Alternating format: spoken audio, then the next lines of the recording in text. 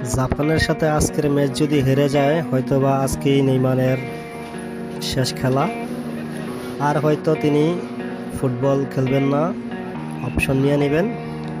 আর যদি জিতে, তাহলে মনে করেন যে আবারও দেখতে পারবেন আমাদের নেইমারকে ফুটবল বিশ্বকাপে।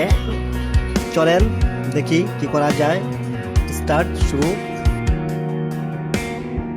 তোমার বলা কথাগুলো কানে রোজ বাজে,